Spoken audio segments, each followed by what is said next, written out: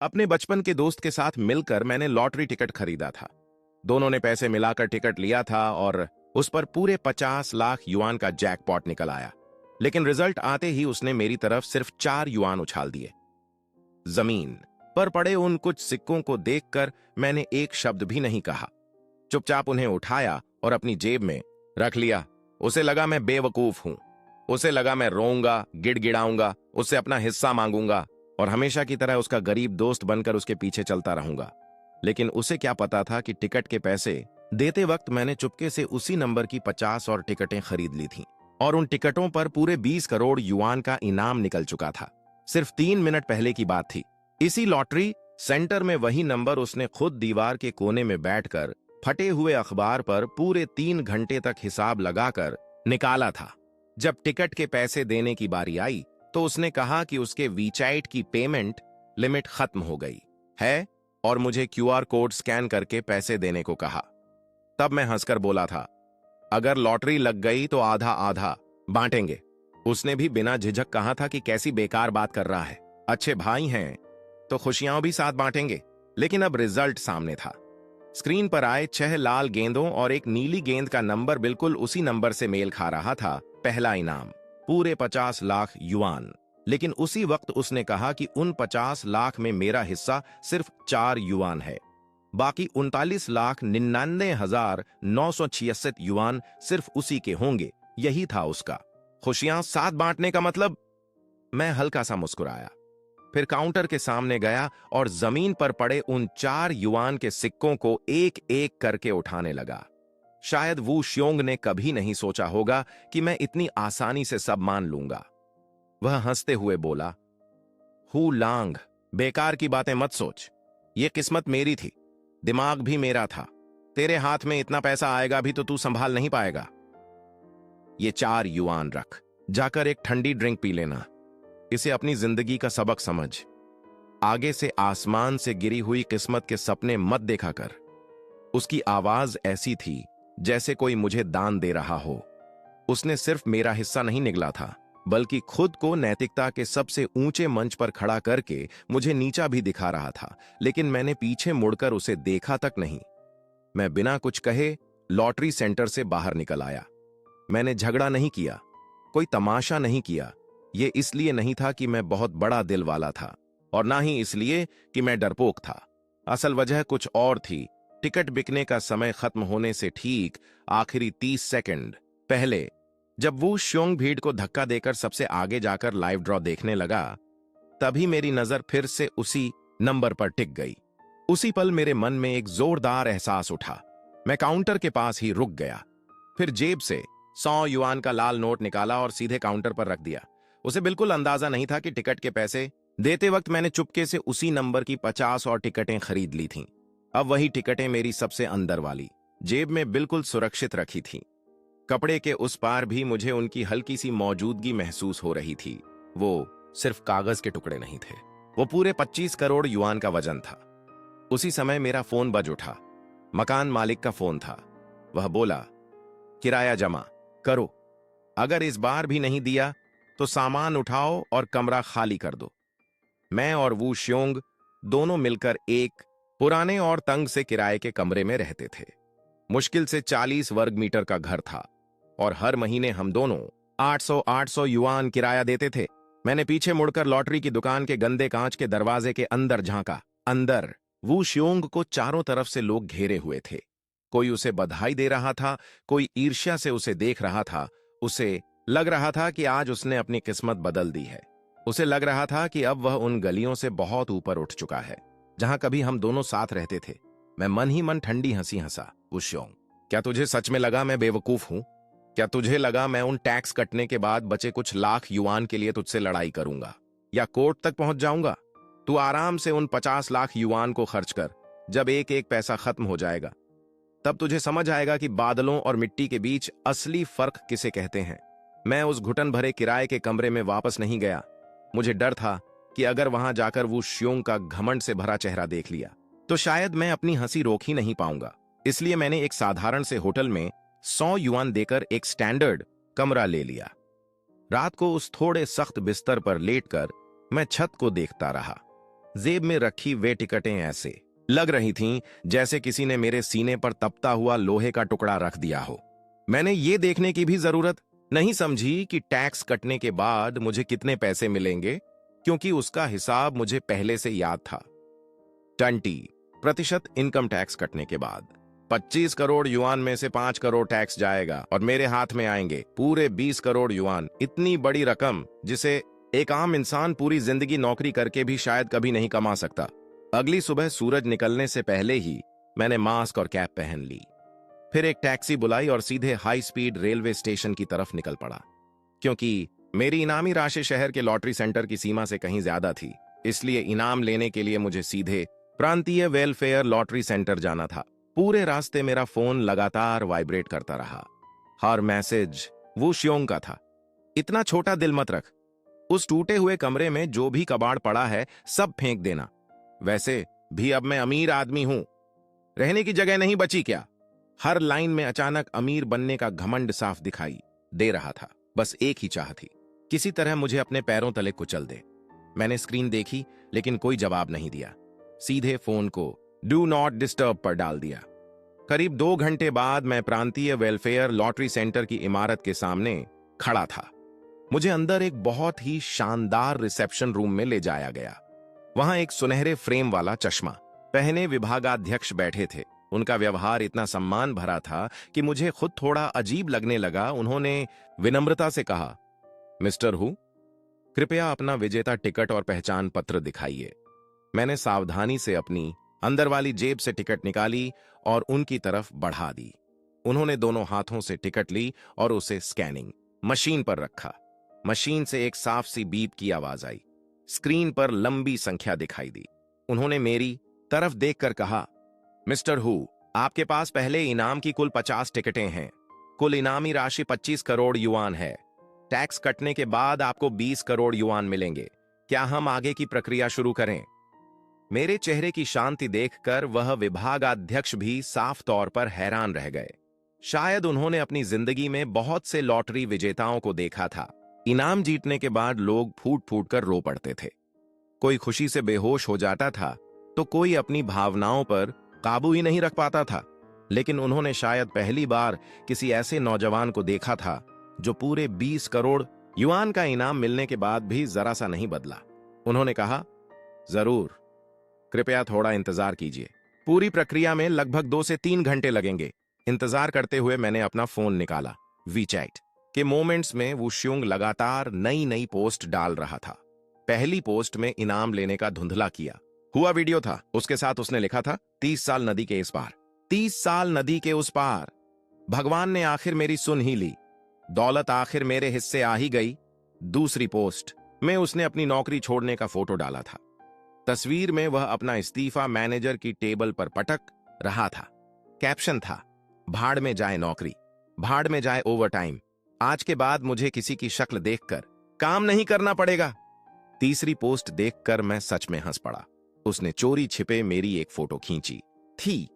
उस फोटो में मैं किराए के कमरे की बालकनी में बैठा इंस्टेंट नूडल्स खा रहा था।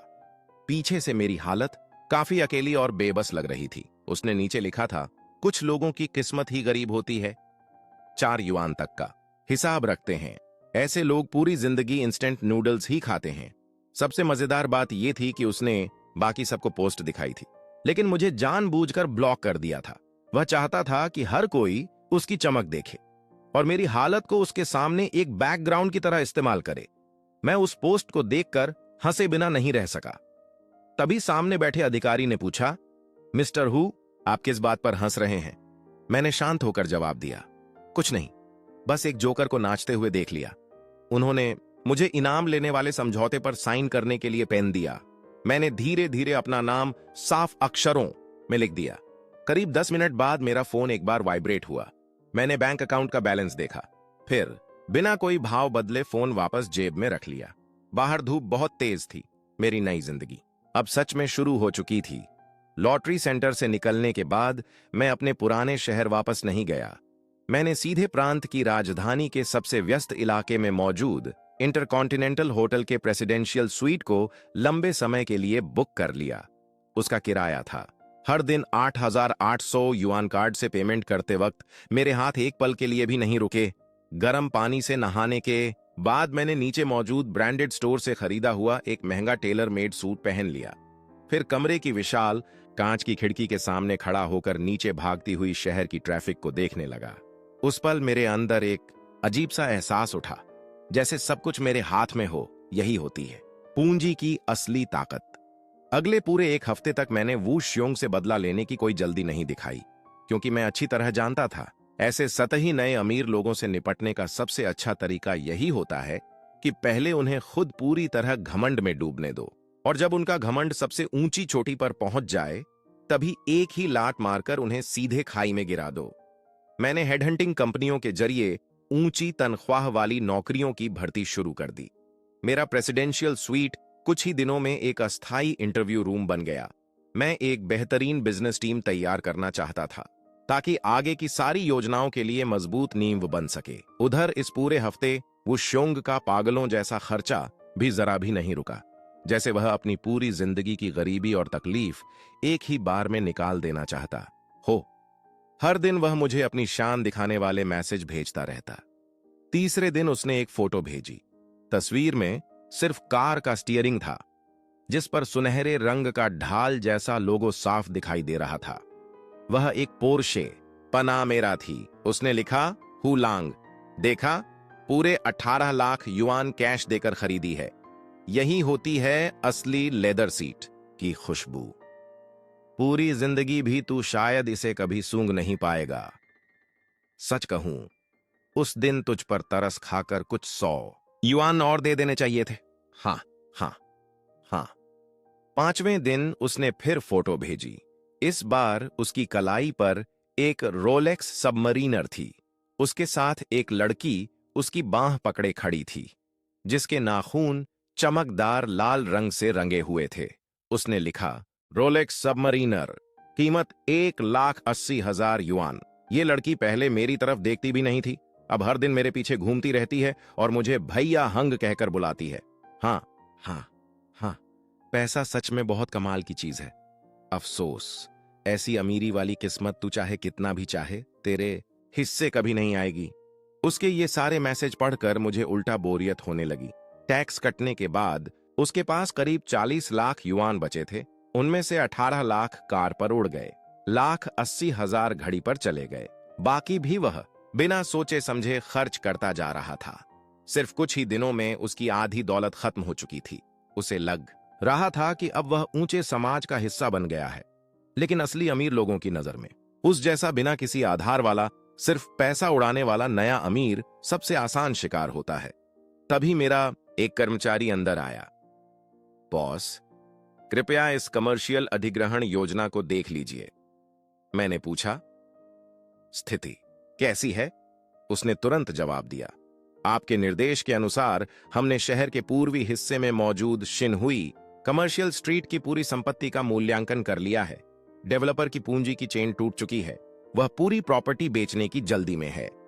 अगर हम पूरा प्रोजेक्ट खरीदना चाहें तो कुल कीमत लगभग 8 करोड़ युआन होगी। मैंने योजना पलटी। मेरी नजर उन दुकानों की तस्वीरों पर जाकर रुक गई। वही इलाका हमारे शहर का सबसे व्यस्त और सबसे ज्यादा भीड़ वाला व्यापारिक क्षेत्र था। मैंने फाइल बंद करते हुए कहा, बहुत अच्छा, मोल भाव करने की जरूरत नहीं है। डेवलपर से कहो मैं पूरे 9 करोड़ युआन दूंगा, लेकिन शर्त सिर्फ एक होगी। 3 दिनों के अंदर सारी मालिकाना प्रक्रिया पूरी हो जानी चाहिए। जी मिस्टर हु, मैं अभी व्यवस्था करता हूं। मैंने उसे फिर रोका, और सुनो, इस दुकान को अभी के लिए खाली रहने दो। मेरी अनुमति के बिना इसे किसी को किराए पर मत देना। जी मिस्टर हूं। वह सिर झुकाकर बाहर चला गया। कुछ ही पल में विशाल प्रेसिडेंशियल स्वीट में फिर सिर्फ मैं अकेला रह गया। उसी समय मेरा फोन फिर से चमका। मैसेज वू श्योंग का था। इस बार उसने अपने गांव के दोस्तों वाले ग्रुप में एक साथ निमंत्रण भेजा था। इस शनिवार रात 8 बजे रॉयल इंटरनेशनल होटल में मैंने 2 टेबल बुक की हैं। नई कार की खुशी में पार्टी है, सब लोग जरूर आना। आज का पूरा खर्चा मेरी तरफ से। उसके तुरंत बाद उसने मुझे अलग से एक निजी मैसेज भी भेजा, हुलांग, ग्रुप में सबको बुला लिया है, तू भी आ जाना। थोड़ी खुशकिस्मती तेरे ऊपर भी पड़ जाएगी। फिक्र मत कर, तुझसे कोई गिफ्ट या पैसे नहीं लूंगा। आखिर तुझे रोज इंस्टेंट नूडल्स खाते देख मुझे भी बुरा लगता है। शर्म मत कर, आजा, कम से कम दुनिया तो देख ले। उसके हर शब्द से घिनौनी उत्तेजना टपक रही थी। वह मेरे सामने अपनी दौलत का प्रदर्शन करने के लिए बेचैन था। उसे किसी ऐसे इंसान की जरूरत थी जिससे अपनी तुलना करके वह खुद को और बड़ा साबित कर सके, और उसके लिए मुझसे बेहतर कोई नहीं था। मैंने फोन की स्क्रीन देखते हुए हल्की सी ठंडी मुस्कान दी। अगर उसने इतना बड़ा मंच सजाया ही है तो मैं भी उसकी इज्जत रख ही देता हूं। वैसे भी उसे आज असली मायनों में दुनिया देखना क्या होता है पता चल ही जाएगा। सप्ताहांत की रात ठीक 8 बजे मैंने होटल के वीआईपी कमरे का भारी दरवाजा खोलकर अंदर कदम रखा। विशाल क्रिस्टल झूमर की रोशनी के नीचे 20 लोगों के बैठने लायक एक बड़ी गोल मेज रखी थी। हमारे पुराने शहर के वही साथी वहां बैठे थे जो पहले फैक्ट्री और निर्माण स्थल पर हमारे साथ काम किया करते थे। उश्योंग सबसे बीच वाली सीट पर बैठा था, वही जगह जहां सबसे बड़ा आदमी बैठता है। उसके साथ एक लड़की चिपकी बैठी थी। चेहरे पर गहरा मेकअप था, वही गोल्ड डिगर लियू रोयान, जिसकी तस्वीरें वह हर रोज अपने मोमेंट्स में डालता था। जैसे ही उसने मुझे देखा, जोर से हंस पड़ा। अरे वाह, जिसका नाम लो वही आ गया। सब लोग देखो, ये हैं हमारे महान हू लांग। यही वो भाई हैं जिन्होंने सिर्फ 4 युआन देकर मेरे 25 लाख युआन में आधा हिस्सा मांग लिया था। फिर उसने मेरे कपड़ों की तरफ देखा और मुस्कुराते हुए बोला, हू लांग, आज ये सूट कहां से किराए पर लिया है? फिट तो अच्छा बैठ रहा है। 1 दिन का किराया 200 युआन तो होगा ही। उसकी बात खत्म होते ही पूरा कमरा ठाकों से गूंज उठा। वहां बैठे सभी लोग कभी हमारी ही तरह गरीब थे, लेकिन अब वो श्योंग के शरीर से आती दौलत की चमक देखकर सब उसी की तरफ हो गए थे।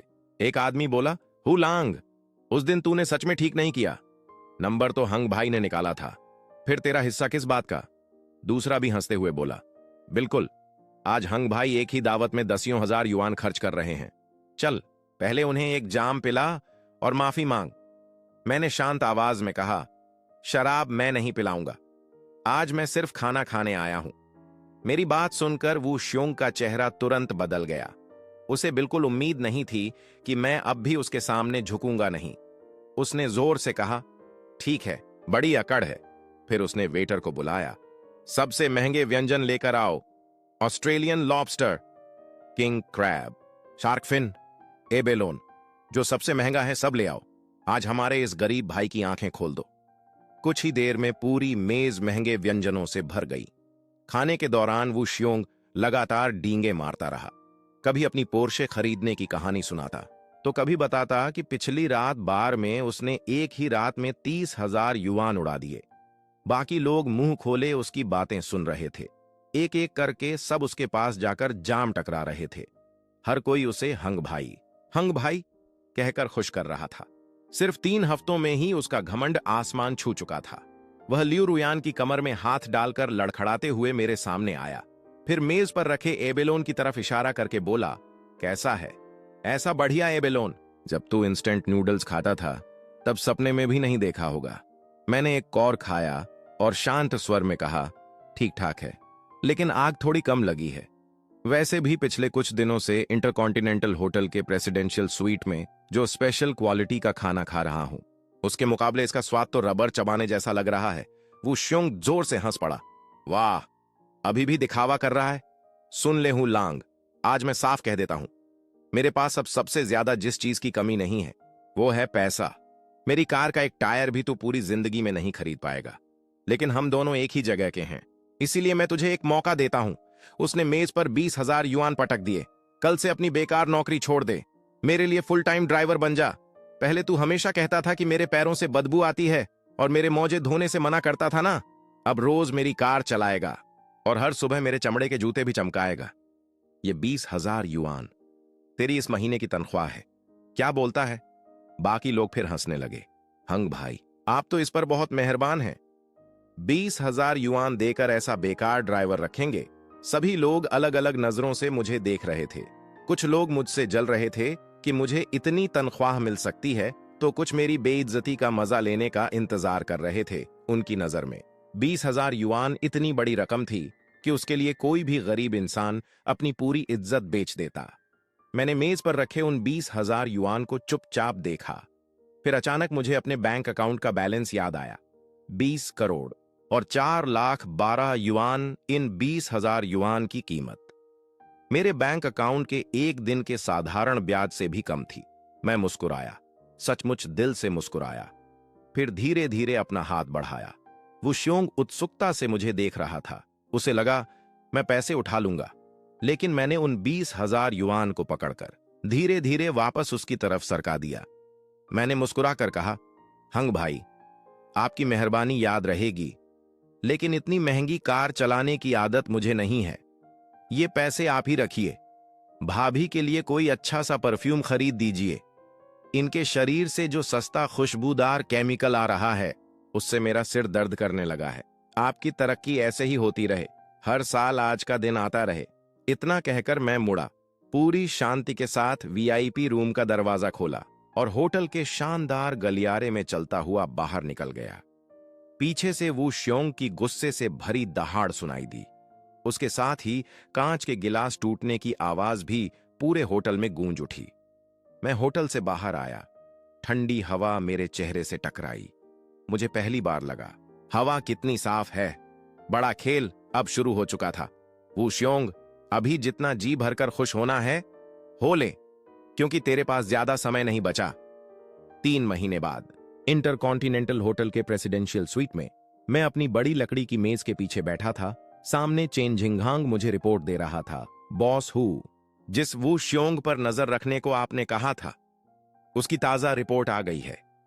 सच कहूं तो यह आदमी नए अमीरों की सबसे क्लासिक मिसाल है कि कोई खुद अपनी बर्बादी कैसे करता है। 3 महीने पहले टैक्स कटने के बाद उसके हाथ में 40 लाख युआन आए थे।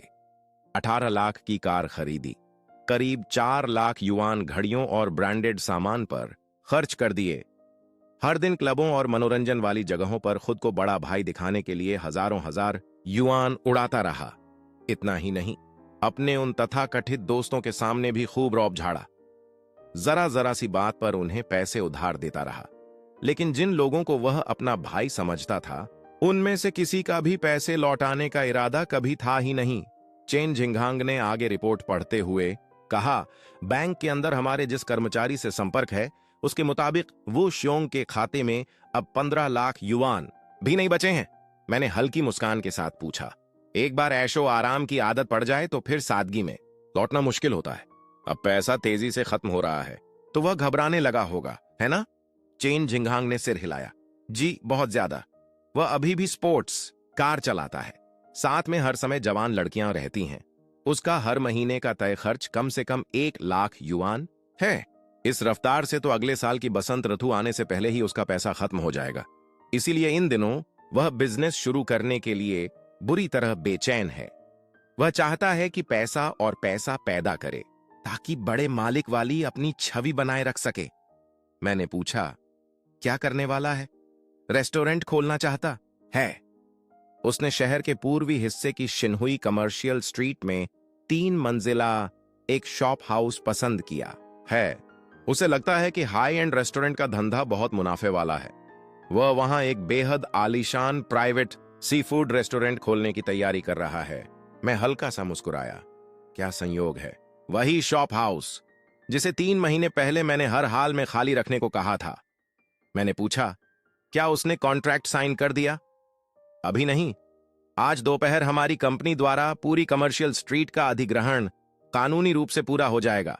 याद रखना, बिल्डिंग मैनेजमेंट ही सारी प्रक्रिया संभाले। किसी भी हाल में उसे यह पता नहीं चलना चाहिए कि इस पूरी निवेश कंपनी का असली मालिक मैं हूं। जी बॉस। उसी समय शहर के दूसरे कोने में एक हाई एंड कैफे के अंदर वू श्योंग पसीने में भीगा बैठा था। उसके हाथ में कैलकुलेटर था। वह बार बार अपना हिसाब जोड़ रहा था। सामने बैठी लियू रुयान अपने नए बने नाखूनों को देखते हुए बेसब्री से बोली, हंग, आखिर तुम ये काम कर भी पाओगे या नहीं? सिर्फ इस शॉप हाउस का 1 साल का किराया ही 8 लाख युआन है। ऊपर से 3 महीने की सिक्योरिटी जमा करनी होगी। सिर्फ किराए में ही 10 लाख युआन से ज्यादा चले जाएंगे। वो श्योंग झल्लाकर बोला, तुम्हें क्या पता? अमीर लोगों का बिजनेस तुम क्या समझोगी? बीच में मत बोला। करो। लेकिन उसके चेहरे की घबराहट छिप नहीं रही थी। उसके बैंक खाते में सचमुच 15 लाख युआन से भी कम बचे थे। अगर किराया भर देता तो अच्छे फर्श लगाने तक के पैसे भी नहीं बचते। लेकिन अब पीछे हटना नामुमकिन था, क्योंकि उसने पहले ही सबके सामने बहुत बड़े बड़े दावे कर दिए थे। पिछली रात उसने गांव वालों के ग्रुप में बड़े बड़े रेड पैकेट बांटे थे। सबको बताया था कि वह शहर का सबसे शानदार सी फूड रेस्टोरेंट खोलने जा रहा है। ग्रुप में हर कोई उसकी तारीफ कर रहा था। कोई उसे चेयरमैन हंग कह रहा था, तो कोई बड़ा मालिक। अगर अब उसने ये प्रोजेक्ट छोड़ दिया तो उसका झूठा घमंड टूट जाता, और शायद उसके लिए ये मौत से भी ज्यादा शर्मनाक होता। वह दांत भींच कर बोला, ये जगह पूरे शहर की सबसे बढ़िया लोकेशन है। बस रेस्टोरेंट खुल जाए, हर दिन लाखों का कारोबार होगा। कुछ ही महीनों में सारा पैसा वापस आ जाएगा। मेरे पास पैसों की कोई कमी नहीं है, सिर्फ शानदार इंटीरियर चाहिए। सबसे महंगी इंटीरियर टीम बुलाओ। पूरा रेस्टोरेंट शाही महल जैसा दिखना चाहिए। हर खंभे पर सुनहरी सजावट होगी। सब जगह सबसे बड़े क्रिस्टल झूमर लगेंगे। जो भी अंदर आए उसे पहली नजर में ही समझ आ जाना चाहिए कि मैं कितना अमीर हूं। वू श्योंग की पागलों जैसी बातें सुनकर लियू रुयान ने बस आंखें घुमाई।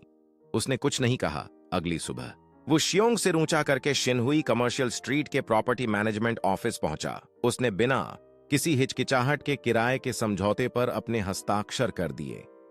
कार्ड स्वाइप होने की बीप सुनाई दी। 10 लाख युआन से ज्यादा सीधे हमारी कमर्शियल प्रॉपर्टी कंपनी के खाते में पहुंच गए।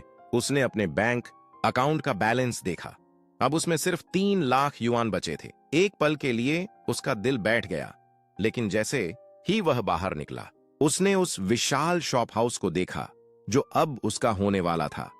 फिर कांच में अपनी पोर्शे का प्रतिबिंब देखा और उसे लगा कि यह सब पूरी तरह सही फैसला है। उसे जरा भी अंदाजा नहीं था कि उसके सिर के ऊपर लगे उसी सीसीटीवी कैमरे के पीछे मैं प्रेसिडेंशियल स्वीट में आराम से रेड वाइन पीते हुए उसकी अपनी कब्र खुद खोदने का पूरा नजारा देख रहा था। वो श्योंग बेहद दिखावे वाला इंसान था और उसकी पसंद भी उतनी ही भद्दी थी। उसके हाइशियनगे जुनशियांग नाम के सी फूड रेस्टोरेंट का इंटीरियर बड़े जोर शोर से शुरू हुआ। वह खुद को शाही ठाठ दिखाना चाहता था, इसलिए उसने बाहर के सभी पिलरों पर सस्ते सुनहरे रिफ्लेक्टिव पैनल लगवा दिए। ऑनलाइन से बड़े बड़े प्लास्टिक के नकली क्रिस्टल झूमर भी मंगवा लिए। पहली मंजिल का पूरा हॉल ऐसा लगने लगा जैसे 80 के दशक के किसी नए अमीर का पुराना स्टीम बाथ सेंटर हो। लेकिन बिना समझदारी के सिर्फ पैसा फेंकने का नतीजा जल्दी सामने आ गया। उसके पास जो आखिरी 3 लाख युआन बचे थे वे महंगे निर्माण सामान, मजदूरी और दूसरे खर्चों के सामने पल भर में खत्म हो गए। निर्माण कंपनी को तय किस्त का पैसा नहीं मिला तो उन्होंने तुरंत काम रोक दिया। रेस्टोरेंट का मुख्य दरवाजा भी बंद कर दिया गया। अब वू श्योंग पूरी तरह घबरा चुका था। उद्घाटन में सिर्फ आधा महीना बचा था, लेकिन उसके पास अब शेफ रखने तक के पैसे नहीं थे। टेबल कुर्सियां खरीदना तो दूर, सी फूड का सामान खरीदने की भी उसकी हैसियत नहीं बची थी। उसने सोचा, क्यों ना उन दोस्तों से पैसे मांगे जिन्हें वह हर समय अपना भाई कहता था। उसने एक एक करके सबको फोन किया। किसी ने कहा गांव में नया घर बन रहा है। किसी ने कहा पत्नी पैसे संभालती है इसलिए एक पैसा भी नहीं दे सकता। आखिरकार उसे समझ आ गया, जो लोग हर समय उसके आसपास घूमते थे उन्हें उससे नहीं सिर्फ उसके पैसों से मतलब था।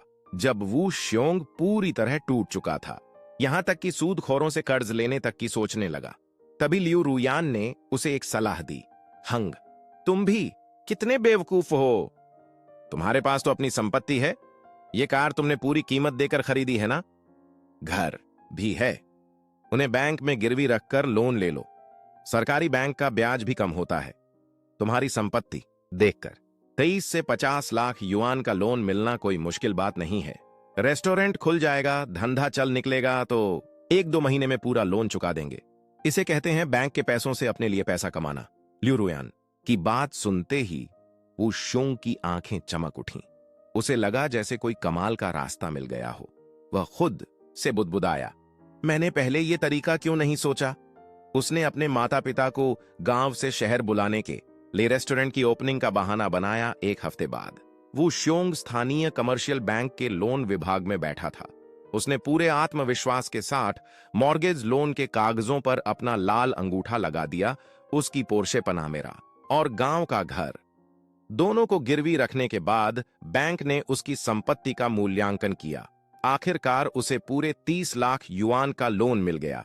जैसे ही फोन पर 30 लाख युआन खाते में आने का मैसेज आया, उसे लगा जैसे उसकी कमर फिर से सीधी हो गई हो। उसने सबसे पहले इंटीरियर का बचा हुआ पूरा भुगतान कर दिया, फिर इंटरनेट पर जोरदार विज्ञापन चलवाए। दर्जनों कम कपड़े पहनी हुई रिसेप्शनिस्ट लड़कियां भी रख लीं। हर जगह यही प्रचार होने लगा कि शहर की सबसे आलीशान सी फूड दावत अब यहीं मिलेगी। इतना ही नहीं, उसने मुझे भी एक मैसेज भेजा। हुलांग, कल दोपहर ठीक 12 बजे पूर्वी शहर की शिनहुई कमर्शियल स्ट्रीट पर मेरा हाइशेनगे झुनशियांग भव्य उद्घाटन कर रहा है। मत कहना कि मैंने तेरा ध्यान नहीं रखा। आ जाना, कम से कम मेरी दुकान का मुंह तो देख ले। इनाम में तुझे शार्क फिन का एक कटोरा दूंगा, मुंह धोने के काम आ जाएगा। मैंने फोन की स्क्रीन पर नजर डाली। उसी समय मैं अपनी रोल्स रॉयस की पिछली सीट पर बैठा बाओफू रियल एस्टेट के मुख्यालय की तरफ जा रहा था। गाड़ी धीरे से इमारत के सामने आकर रुकी।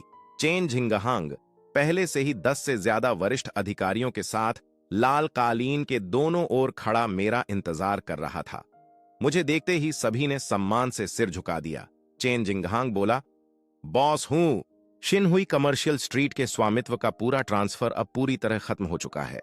इस पल से उस सड़क का हर पेड़, हर ईंट, हर दुकान कानूनी रूप से आपकी निजी कंपनी बाओफू कमर्शियल रियल एस्टेट की संपत्ति है। मैंने पूछा, जो दुकान हमने वू श्योंग के ठीक सामने तैयार करवाई थी, उसका क्या हाल है? उसने तुरंत जवाब दिया, सब कुछ तैयार है। वह 2 मंजिला प्रीमियम शॉप है, आकार में वू श्योंग की दुकान से 3 गुना बड़ी। अंदर का पूरा इंटीरियर दुनिया की टॉप डिजाइन टीम ने दिन रात काम करके तैयार किया है। दिखने में शानदार लेकिन बेहद सलीकेदार। हर चीज असली और सबसे ऊंची गुणवत्ता की है। 3 मिशेलिन स्टार वाले मुख्य शेफ अपनी पूरी टीम के साथ पहुंच चुके हैं। ऑस्ट्रेलिया के जंगली लॉबस्टर, रूस के किंग क्रैब, जापान का कोबे बीफ। आज रात हमारी विशेष कोल्ड कार्गो फ्लाइट से सीधे वेयर हाउस पहुंच जाएगा, कल दोपहर ठीक 12 बजे, जिस समय वू श्योंग अपना उद्घाटन करेगा। उसी समय हमारा बाओफू प्राइवेट डाइनिंग भी खुलेगा। हम इंटरनेट पर सस्ते प्रचार नहीं करेंगे, सिर्फ शहर के सबसे ऊंचे वर्ग में निमंत्रण भेजा गया है। प्रवेश केवल उन्हीं लोगों को मिलेगा जो आपका विजिटिंग कार्ड या अपनी संपत्ति का प्रमाण दिखाएंगे। पहले महीने सभी प्रीमियम सी फूड पर 80% की छूट रहेगी। चेन झिंगहांग ने गहरी सांस ली। वू श्योंग को लगता था कि 30 लाख युआन का बैंक लोन लेकर वह हाई एंड रेस्टोरेंट इंडस्ट्री में अपनी जगह बना लेगा। उसे जरा भी अंदाजा नहीं था कि जिस मंच पर खड़े होकर वह खुद को सबसे बड़ा समझ रहा है, उसके पैरों के नीचे की जमीन तक मेरी है। मैं चाहता था कि कल वह अपनी आंखों से देखे, उधार के पैसों और झूठे घमंड से बनाया गया उसका नया अमीर वाला सपना कैसे एक एक टुकड़े में टूटेगा और असली ताकत के सामने कैसे धूल बन जाएगा। 18 अगस्त शहर के पूर्वी हिस्से की शिनहुई कमर्शियल स्ट्रीट का सेंट्रल प्लाजा ढोल नगाड़ों की कान फोड़ देने वाली आवाज से गूंज रहा था। वू श्योंग ने अपने रेस्टोरेंट का नाम रखा था हाइशेनगे सुप्रीम प्राइवेट डाइनिंग। आज के दिन के लिए उसने जितना भी उधार लिया जा सकता था, सब कुछ इसी पर लगा दिया था। मुख्य दरवाजे के बाहर पूरे 50 मीटर लंबा लाल कालीन बिछा था। दोनों तरफ लाल छिपाओ पहने लंबी लंबी रिसेप्शनिस्ट लड़कियां खड़ी थीं, ठंड से कांप रही थीं, लेकिन चेहरे पर जबरदस्ती मुस्कान बनाए हुए थीं।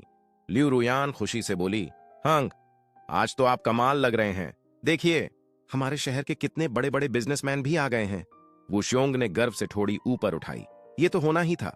अब मेरी हैसियत देखी है। आज बस शुरुआत शानदार हो जाए, फिर पूरा शहर यहीं खाना खाने आएगा। कांच के दरवाजे के पीछे खड़े खड़े उसे ऐसा लग रहा था जैसे नोटों की गड्डियां खुद चलकर उसकी जेब में आने वाली हों। उसी समय जब वह 48,000 युआन वाली खास पटाखों की लड़ी जलाने ही वाला था, तभी सिर्फ 12 मीटर चौड़ी पैदल सड़क के उस पार एक ऐसी इमारत में हलचल हुई जो पिछले आधे महीने से विशाल काले पर्दे से ढकी हुई थी। वहां कोई शोर नहीं था, कोई कान फोड़ने वाले ढोल नहीं, कोई भड़कीला लाल कालीन भी नहीं। बस कुछ गंभीर और गरिमापूर्ण आतिशबाजियों की आवाज सुनाई दी। और अगले ही पल वह विशाल काला पर्दा रेशम की तरह धीरे धीरे नीचे गिर गया। वू श्योंग के चेहरे की मुस्कान उसी पल जम गई। उसके दिल में अचानक एक अजीब सी बेचैनी उठी। उसने घबराकर सामने देखा। ये दुकान कब बन गई? उसी समय कमर्शियल स्ट्रीट के चौराहे पर एक के बाद एक लग्जरी कारें आकर रुकने लगीं। एक भी कार की कीमत 30 लाख युआन से कम नहीं थी। सफेद दस्ताने पहने वैलेट कर्मचारी मुस्कुराते हुए हर मेहमान का स्वागत कर रहे थे। गाड़ियों से उतरने वाले लोग शहर के असली बड़े उद्योगपति थे। वे लोग डॉक्टर जिन्हें आमतौर पर सिर्फ स्थानीय बिजनेस न्यूज में देखा जाता था, सब बिना शोर किए सीधे सामने बने उस सादगी भरे लेकिन शानदार रेस्टोरेंट के अंदर चले गए। वू श्योंग ने ध्यान से देखा। उसकी आंखें लगभग बाहर निकल आईं। उन लोगों में स्थानीय चैम्बर ऑफ कॉमर्स के वही बड़े नेता भी थे जिन्हें बुलाने के लिए उसने बहुत पैसा और बहुत सारे रिश्ते खर्च कर दिए थे, लेकिन जिनसे वह कभी मिल भी नहीं पाया। इसके बाद जो हुआ उसने उसकी आखिरी उम्मीद भी तोड़ दी। सामने लगी विशाल एलईडी स्क्रीन अचानक जगमगा उठी। उस पर सिर्फ एक पंक्ति लिखी थी, बाओफू प्राइवेट डाइनिंग, आज ट्रायल ओपनिंग। कोई प्राइवेट रूम शुल्क नहीं, कोई सर्विस चार्ज नहीं। सभी ऑस्ट्रेलिया के जिंदा लॉबस्टर, रूस के किंग क्रैब और जापान का कोबे बीफ। पहले महीने के लिए सभी प्रीमियम सी फूड पर बिना किसी शर्त के पूरे 80% की छूट। एलईडी स्क्रीन पर चमकते 80% छूट के 2 शब्द वो श्योंग के लिए किसी हथौड़े से कम नहीं थे।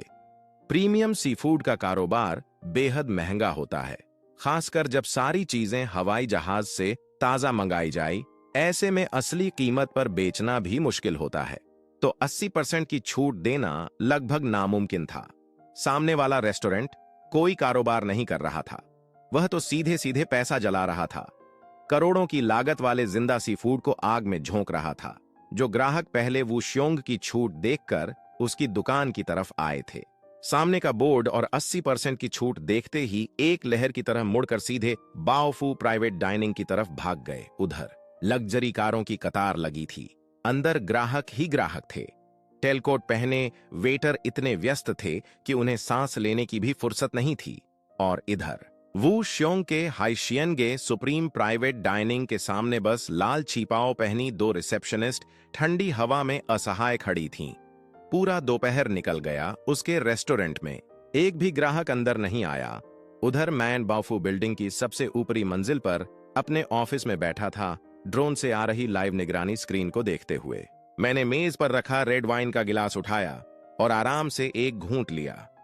वू श्योंग, ये तो अभी सिर्फ पहला दिन है। आधा महीना बीत गया। अब उसके रेस्टोरेंट के पानी वाले टैंक में रखी मछलियां और सी फूड मरकर ऊपर तैरने लगे थे। वो श्योंग की आंखों के नीचे काले घेरे पड़ चुके थे। लगातार जागने की वजह से उसका चेहरा बिल्कुल बुझ गया था। सामने बाओफू प्राइवेट डाइनिंग हर दिन पूरी तरह भरा रहता। टेबल बुकिंग अगले महीने तक पहुंच चुकी थी। लोग घंटों लाइन में खड़े रहने को तैयार थे, लेकिन उसकी दुकान में कदम रखने को नहीं।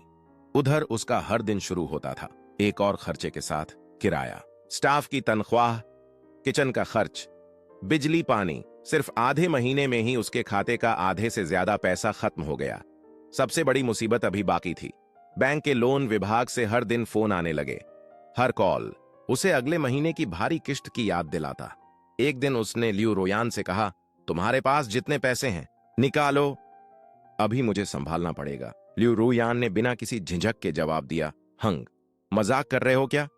मेरे पास जो थोड़ा बहुत खर्च का पैसा है उससे तो एक अच्छा बैग भी नहीं आता, और शुरू में तो तुमने खुद कहा था कि तुम मुझे रखोगे, अब मुझसे ही पैसे मांग रहे हो।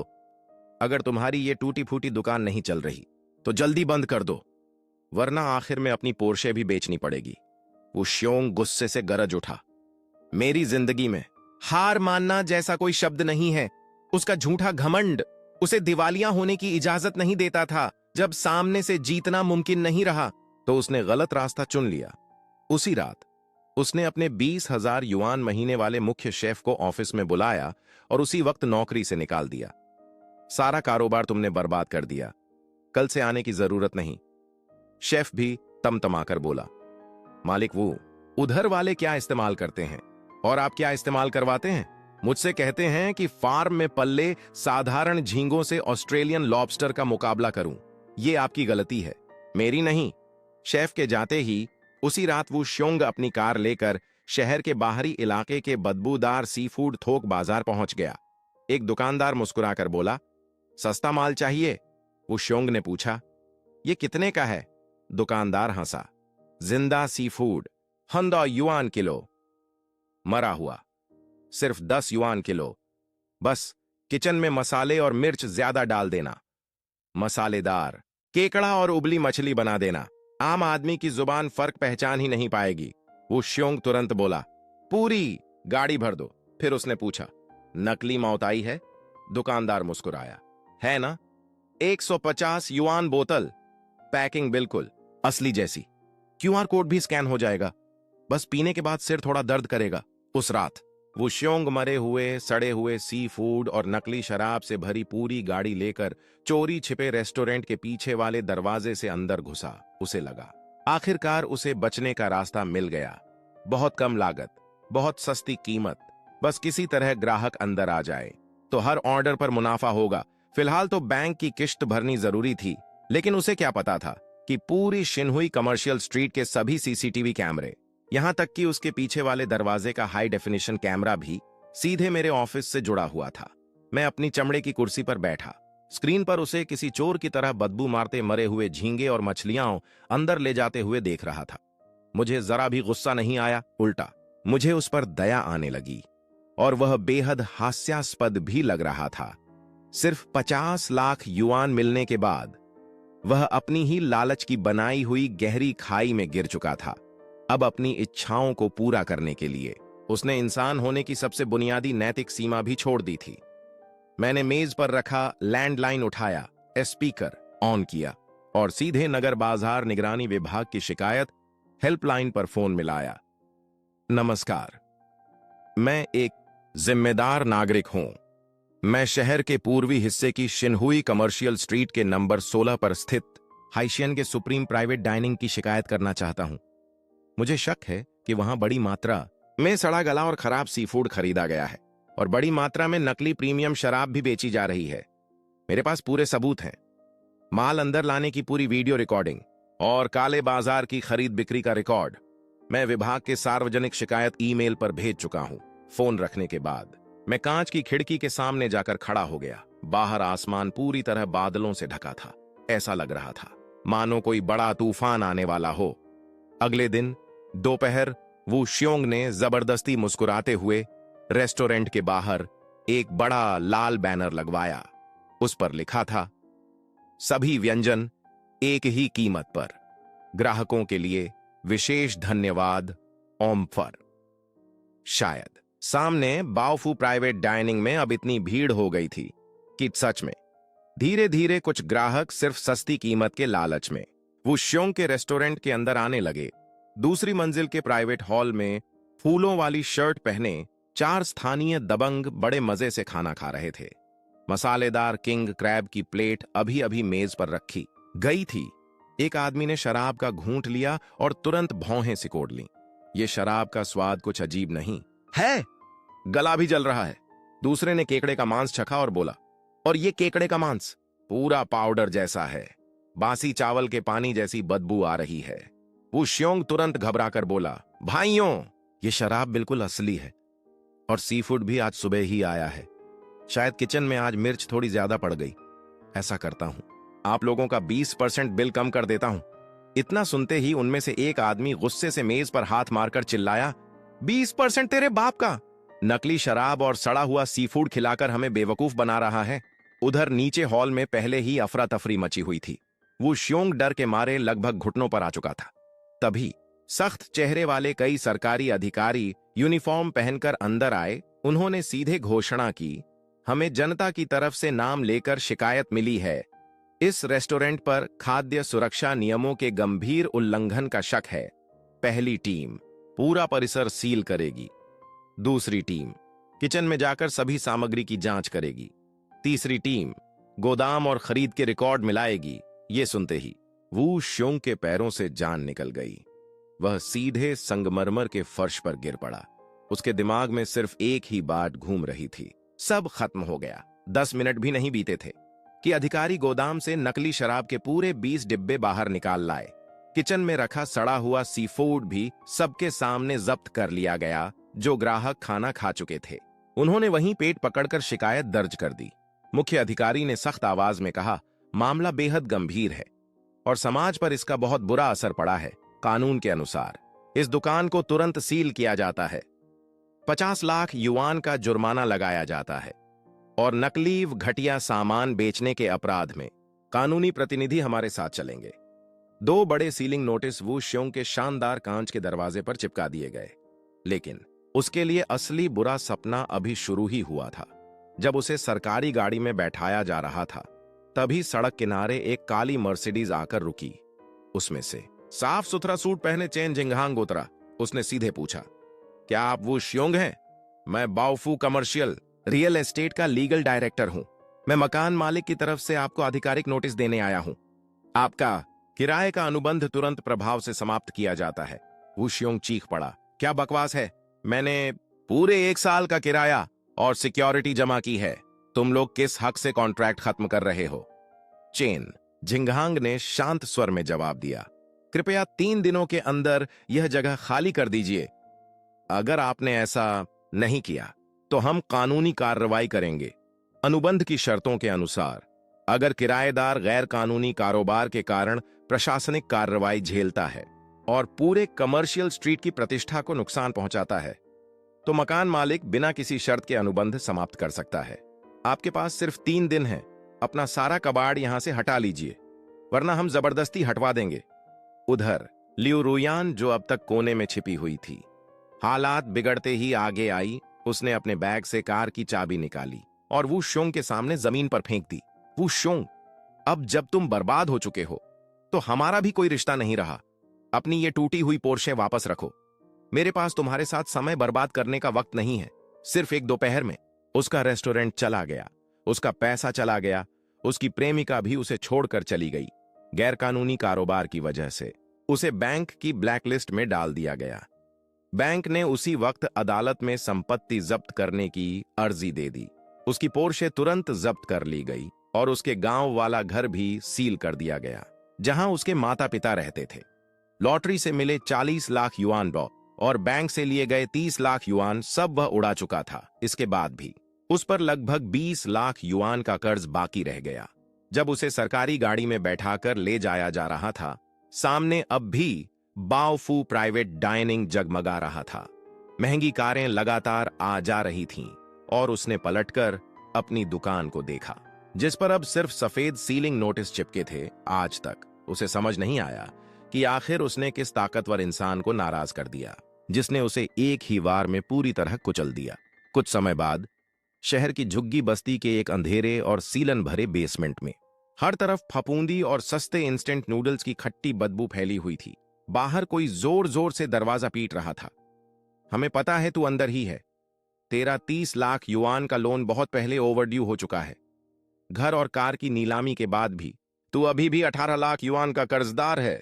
जल्दी पैसे निकाल। अंदर वो श्योंग ने पीला पड़ चुका कंबल सिर तक ओढ़ रखा था। उसका पूरा शरीर कांप रहा था। रेस्टोरेंट सील होने के बाद उसकी पूरी दुनिया बिखर चुकी थी। ब्लैकलिस्ट में आने के बाद वह हाई स्पीड ट्रेन तक में सफर नहीं कर सकता था। यहां तक कि कोई ढंग की फैक्ट्री भी उसे नौकरी देने को तैयार नहीं थी। बाहर कर्ज वसूलने वाले लोग भी हर वक्त उसकी तलाश में थे। अब तो कूड़ा बीनने बाहर निकलते समय भी उसे डर लगा रहता था कि कहीं कोई पहचान ना ले। बाहर दरवाजा पीटने और गालियां देने की आवाज करीब आधे घंटे तक चलती रही। आखिरकार कुछ भद्दी गालियां देकर वे लोग चले गए। वो श्योंग ने लंबी सांस छोड़ी और बिस्तर पर कीचड़ की तरह ढह गया। 3 दिन पहले उसने आखिर इंस्टेंट नूडल्स खाए थे। तब से वह लगातार सिर्फ पानी पीकर जिंदा था। कांपते हाथों से उसने मकड़ी के जाले की तरह टूटा हुआ अपना मोबाइल उठाया। सोचा शायद इंटरनेट पर कहीं दिहाड़ी का कोई काम मिल जाए ताकि कम से कम खाना तो खा सके। लेकिन जैसे ही उसने ब्राउजर खोला, एक स्थानीय वित्तीय समाचार उसकी आंखों में चुभ गया। बाओफू रियल एस्टेट ग्रुप ने फिर किया बड़ा अधिग्रहण। रहस्यमयी युवा चेयरमैन ने 30 करोड़ युआन खर्च कर साउथ सिटी का नया लैंडमार्क खरीद लिया। समाचार के साथ लगी तस्वीर में एक आसमान छूती गगनचुंबी इमारत दिखाई दे रही थी। वही बाओफू ग्रुप का मुख्यालय। बाओफू, ये दो शब्द देखते ही वुशों की आंखें खून की तरह लाल हो गईं। उसने हर जगह पूछताछ की। आखिर उसे पता चल ही गया कि जिसने पूरी शिनहुई कमर्शियल स्ट्रीट खरीद ली थी और सामने वाला रेस्टोरेंट खोलकर उसे पूरी तरह बर्बाद कर दिया, वही बाओफू ग्रुप का चेयरमैन था। लोग कहते थे वह रहस्यमयी बड़ा मालिक बेहद जवान है। उसका असर इतना बड़ा है कि मानो पूरे शहर पर उसी का राज्य चलता हो। उसकी दौलत का कोई अंदाजा भी नहीं लगा सकता। समाचार में दिखाई दे रही उस आलीशान गगनचुंबी इमारत को देखते हुए वू श्योंग के पेट में मरोड़ उठी। उसे समझ आ गया था अगर वह यूं ही छिपता रहा तो या तो बीमारी से मर जाएगा या भूख से। जिसने घंटी बांधी है उसी से उसे खोलने की उम्मीद भी करनी होगी। अगर वह बड़ा मालिक सिर्फ एक उंगली हिलाकर उसे कुचल सकता है तो शायद अगर वही दया कर दे तो उसकी जिंदगी बच सकती है। यही सोचकर वुशियोंग को ऐसा लगा जैसे उसे डूबते हुए तिनके का सहारा मिल गया हो। बाहर मूसलाधार बारिश हो रही थी। वह पूरे 20 किलोमीटर पैदल चला और आखिरकार बाओफू ग्रुप की इमारत के सामने पहुंच गया। दरवाजे पर कई लंबे चौड़े सुरक्षा गार्ड खड़े थे। उन्होंने उसे रोक लिया। रुको, क्या काम है? वुशियोंग जल्दी से बोला। भाई, मुझे आपके चेयरमैन से मिलना है। गार्ड ने पूछा। अपॉइंटमेंट है? फिर तुरंत हाथ हिलाकर बोला, चलो चलो। कहां से आ गया ये भिखारी? ये जगह तेरे आने लायक नहीं है। हमारा कारपेट गंदा मत कर। अब वू शियोंग पूरी तरह टूट चुका था। उसे अपनी इज्जत की भी परवाह नहीं रही। वह वहीं घुटनों के बल बैठकर जोर जोर से रोने लगा। बड़े मालिक, मुझ पर दया कर दीजिए। मुझे जीने का एक मौका दे दीजिए। मुझसे गलती हो गई। मुझे आपके सामने रेस्टोरेंट नहीं खोलना चाहिए था। मुझे नकली शराब नहीं बेचनी चाहिए थी। कृपया मुझे माफ कर दीजिए। उसकी चीख पुकार सुनकर आसपास काफी लोग रुक गए। सिक्योरिटी इंचार्ज का चेहरा सख्त हो गया। वह वॉकी टॉकी उठाकर उसे जबरदस्ती बाहर निकलवाने ही वाला था कि अचानक उसके ईयरपीस में एक शांत लेकिन साफ आवाज सुनाई दी। चेयरमैन का आदेश है, उसे ऊपर भेज दो। वू शियोंग तुरंत सिर झुकाकर बोला, धन्यवाद, बहुत बहुत धन्यवाद। चेयरमैन साहब का बहुत बड़ा एहसान होगा। उसे एक अलग कांच की प्राइवेट लिफ्ट में भेजा गया। दरवाजा खुला तो चेन जिंगहांग सामने खड़ा था। उसने अपना सुनहरे फ्रेम वाला चश्मा ठीक किया और ऑफिस का दरवाजा खोल दिया। वुशियोंग ने घबराकर एक लंबी सांस ली और धीरे धीरे अंदर चला गया। पूरा ऑफिस लगभग 200 वर्ग मीटर बड़ा था। फर्श से छत तक लगे विशाल कांच से पूरा शहर साफ दिखाई दे रहा था। अंदर पहुंचते ही वह फिर से रोने लगा। चेयरमैन साहब, मैं अंधा हो गया था। मैंने आपके इलाके में गुस्ताखी की। अब मैं पूरी तरह बर्बाद हो चुका हूं। बैंक हर दिन 20 लाख युआन के कर्ज के लिए मेरे पीछे पड़ा है। मेरे पास खाने तक के पैसे नहीं बचे। मुझ पर दया कीजिए। मुझे पता है वो पूरी कमर्शियल स्ट्रीट आपकी है। बस आप बैंक से कह दीजिए मेरा लोन कुछ साल के लिए बढ़ा दें। बस मुझे जीने का एक मौका दे दीजिए। वह सिर झुकाकर लगातार रोता रहा। उसे लगा अगर वह खुद को बहुत दयनीय दिखाएगा तो इतना बड़ा मालिक शायद उस पर तरस खा लेगा। लेकिन विशाल चमड़े की कुर्सी पर बैठा इंसान पूरे आधे मिनट तक बिल्कुल चुप रहा। फिर एक शांत, ठंडी लेकिन बेहद परिचित आवाज पूरे ऑफिस में गूंज उठी। हंग, ये हाथ से बुना हुआ कारपेट बहुत महंगा है। लगता है तुम्हारे शरीर की मिट्टी ने इसे गंदा कर दिया। आवाज सुनते ही वू शियोंग को ऐसा लगा मानो उसके सिर पर बिजली गिर गई हो। उसके शरीर का सारा खून जैसे उसी पल जम गया। उसने कांपते हुए सिर उठाया। धीरे धीरे कुर्सी घूमी और मैं उसके सामने आ गया। मैं मुस्कुराकर बोला, बहुत दिन हो गए। वो साहब, तुम्हारी पोर्शे पना मेरा अच्छी चल रही है ना? वो शियोंग की आंखें पूरी तरह फैल गईं। हूं, लांग, ये तुम कैसे हो सकते हो? नामुमकिन, ये बिल्कुल नामुमकिन है। तुम तो एक गरीब आदमी थे। 4 युआन तक गिनकर खर्च करते थे। तुम्हारी महीने की तनख्वाह सिर्फ 5,000 थी। तुम बाओफू ग्रुप के चेयरमैन कैसे हो सकते हो? जरूर किसी अमीर औरत ने तुम्हें पाल रखा है। तुम सिर्फ उसका कठपुतला हो, औरत के पैसों पर जीने वाले आदमी। तुम किस हक से मुझे जज कर रहे हो? ईर्ष्या, अपमान और टूट चुके अहंकार ने उसका पूरा होश छीन लिया। वह यह भी भूल गया कि यहां भीख मांगने आया था। वह पागलों की तरह मेरी तरफ झपट पड़ा। मैंने भौं तक नहीं हिलाई। पीछे खड़े 2 सुरक्षा गार्ड तुरंत आगे आए और उसे जमीन पर दबा दिया।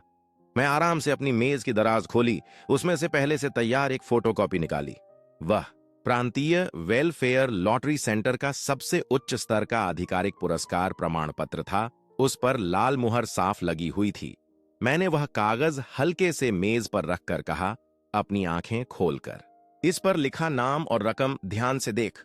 फिर मैंने शांत आवाज में कहा, एक बात बताना तो मैं भूल ही गया। जिस रात लॉटरी निकली थी, जब तुम सामने खड़े होकर लाइव ड्रॉ देख रहे थे, उसी वक्त मैंने तुम्हारे चुने हुए नंबरों पर बिल्कुल वही 50 टिकट और खरीद लिए थे, सिर्फ 5 लाख युआन के लिए। तुम एक पागल कुत्ते की तरह मेरे खिलाफ हो गए, और जब तुमने 4 युआन मेरे पैरों में फेंककर मेरी बेइज्जती की थी, उसी समय मेरी जेब में 250 मिलियन युआन की टिकट सुरक्षित रखी हुई थी। वो शुंग पागलों की तरह चिल्लाया, नहीं, ये नहीं हो सकता, तुम झूठ बोल रहे हो। लेकिन उसी पल उसे सब समझ आ गया। उसे समझ आया कि लॉटरी सेंटर में मैंने झगड़ा क्यों नहीं किया। उसे समझ आया कि बाओफू ग्रुप ने ठीक उसी कमर्शियल स्ट्रीट को क्यों खरीद लिया जहां उसने रेस्टोरेंट खोला था। उसे यह भी समझ आया कि सामने वाला लग्जरी रेस्टोरेंट 80% की छूट देकर खुद नुकसान उठाने के बाद भी उसे खत्म करने पर क्यों तुला हुआ था। असल में जिस पल उसने सिर्फ 5 लाख युआन हड़पने के लिए 4 युआन मेरे पैरों में फेंके थे, उसी पल उसने अपने हाथों से अपनी कब्र खोद ली थी। अगर वह लालची ना होता, अगर वह पलट ना जाता, तो 2.5 लाख युआन का अपना हिस्सा लेकर हमारी 3 साल की दोस्ती की वजह से मेरे पास मौजूद 20 करोड़ युआन में से मैं उसे थोड़ा सा सहारा भी दे देता, तो उसकी जिंदगी सच में बदल सकती थी। लेकिन उसने अपने हाथों डॉक्टर एक लक्ष्मी को यमराज बना दिया और खुद को नरक की तरफ धकेल दिया। बेहद गहरे पछतावे और इस असहनीय अंतर ने उसका दिमाग पूरी तरह तोड़ दिया। वह वहीं पागलों की तरह रोने लगा। हू लांग, मैं गलत था, मैं सच में गलत था, सब मेरी गलती थी। हम 3 साल तक एक ही कमरे में साथ रहे, उस रिश्ते की खातिर। मुझे माफ कर दो हू लांग, बस एक बार, सिर्फ एक बार मेरी मदद कर दे। तेरे पास तो 20 करोड़ युआन हैं, मेरे 20 लाख युआन तेरे लिए तो कुछ भी नहीं है। बस मेरा कर्ज चुका दे। मैंने शांत नजर से उसकी तरफ देखा। अगर पहले से पता होता कि आज ये दिन देखना पड़ेगा, तो उस दिन ऐसा क्यों किया था। तेरी जिंदगी और मौत अब मेरा जरा भी मामला नहीं है। मैंने जो कुछ किया वो सिर्फ सबसे बुनियादी व्यापारिक नियमों के मुताबिक किया। रेस्टोरेंट खोलने का फैसला तूने खुद लिया, लोन लेने का फैसला तूने खुद लिया, नकली शराब बेचने का फैसला भी तूने खुद किया। शुरू से आखिर तक मैंने एक भी गैरकानूनी काम नहीं किया। इसलिए आज तू जिस हालत में पहुंचा है, उसका जिम्मेदार सिर्फ तू खुद है। वो श्योंग जोर से सिर हिलाने लगा। नहीं, तू मुझे ऐसे मरने के लिए नहीं छोड़ सकता। मैं तेरा सबसे अच्छा दोस्त था। तेरे पास इतना पैसा है तो अपने इस भाई को एक बार हाथ पकड़कर ऊपर क्यों नहीं खींच सकता। मैंने बिना किसी भाव के चेन जिंघांग की तरफ देखा। इसे नीचे ले जाऊं। अगर मुझे ठीक याद है, नीचे कर्ज वसूली वाली कंपनी के लोग इसका इंतजार कर रहे हैं। कर्ज लिया है तो लौटाना भी पड़ेगा। हम एक वैध कंपनी हैं। दोनों सुरक्षा गार्ड उसे पकड़कर बाहर ले जाने लगे। वो श्योंग बुरी तरह छटपटाने लगा। मुझे छोड़ दो, मैं नीचे नहीं जाऊंगा। हूं लांग, तू शैतान है, तुझे इसका फल जरूर मिलेगा। मैंने उसकी तरफ दोबारा देखा भी नहीं। मैं धीरे धीरे विशाल कांच की खिड़की तक चला गया। 3 दिनों से लगातार हो रही मूसलाधार बारिश न जाने कब रुक चुकी थी। नीचे इमारत के सामने वाले चौक में एक छोटी सी काली आकृति दिखाई दी। चींटी जितनी छोटी, कुछ ताकतवर आदमी उसे जबरदस्ती एक पुरानी वैन में ठूंस रहे थे। कुछ ही सेकंड बाद वह गाड़ी ट्रैफिक में गुम हो गई। यहां न कोई गोलियों की बारिश हुई, न खून से भरा बदला, सिर्फ व्यापार की दुनिया की निर्ममता थी और नियमों के सामने पूरी तरह कुचल देने वाली ताकत। मैं वापस मुड़ा। दरवाजे पर चेन झिंगहांग पहले से आदर के साथ खड़ा था। चेयरमैन हूं। शहर के उत्तर हाईटेक जोन में 5 अरब युआन वाले अधिग्रहण की मीटिंग तैयार है। सामने वाली कंपनी के चेयरमैन कॉन्फ्रेंस रूम में आपका इंतजार कर रहे हैं। मैंने हल्के से अपने सूट की बांह सीधी की। ठीक है, चलते हैं। इस दुनिया में वू शियोंग की बदसूरत और लालच से भरी कहानी यहीं हमेशा के लिए खत्म हो गई।